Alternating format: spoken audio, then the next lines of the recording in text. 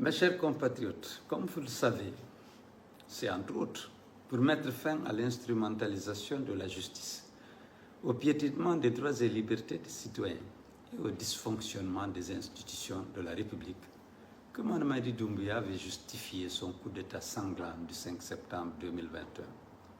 Aujourd'hui, 5 ans après, il est devenu le champion toute catégorie de la restriction des libertés publiques et de la violation des droits de l'homme. Le climat de terreur qu'il a instauré, marqué notamment par les disparitions forcées, l'assassinat impuni de jeunes manifestants, la mort suspecte en détention de personnalités civiles et militaires, continue d'endeuiller notre peuple. Il n'est un secret pour personne que la séparation du pouvoir et l'indépendance des institutions n'existent plus dans notre pays. La volonté de Mamadi Doumbouya s'impose à tous. Quant à la justice, elle n'a jamais été aussi caporalisée, bafouée et déshonorée que maintenant. Par respect pour le peuple martyr de Guinée, épris de justice et de vérité, je ne peux me taire face à la cabale politico-judiciaire montée de toutes pièces par un régime aux abois et visant M. Algassimou Diallo, un magistrat réputé d'une grande probité, et moi-même.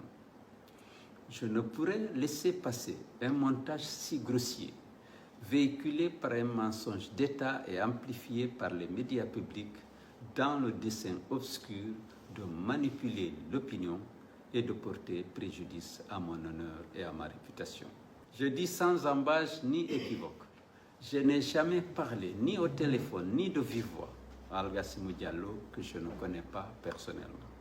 En outre, je ne peux tenir les propos sectaires qu'on m'a attribués dans le fameux audio ou évoquer des projets de déstabilisation de la Guinée que je n'ai pas.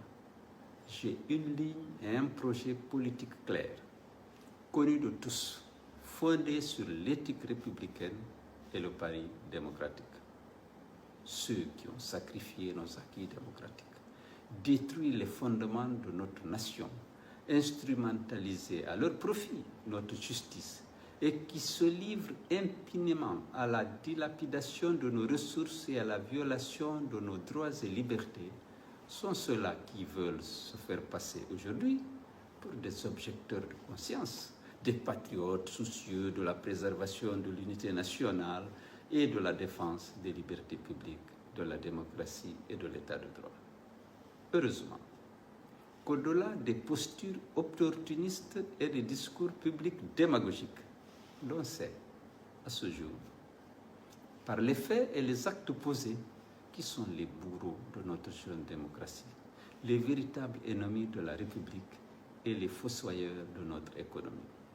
Personne n'ignore non plus qui, avec les rétrocommissions tirées de la surfacturation des contrats publics, d'octroi de licences et d'exonération indues ou de détournement pur et simple de deniers publics, se livre à l'enrichissement personnel, à des constructions ou à des acquisitions d'immeubles de haut standing à Conakry, dans la sous-région ouest-africaine, en Europe et en Amérique du Nord.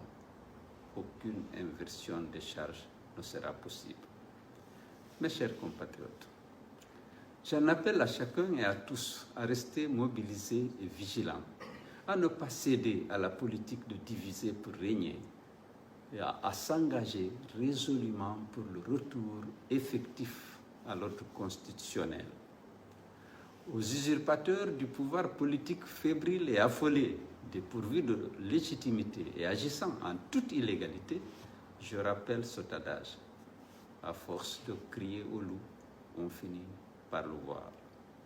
Ensemble, unis et solidaires, nous vaincrons. À bas la dictature, vive la République, vive l'unité nationale.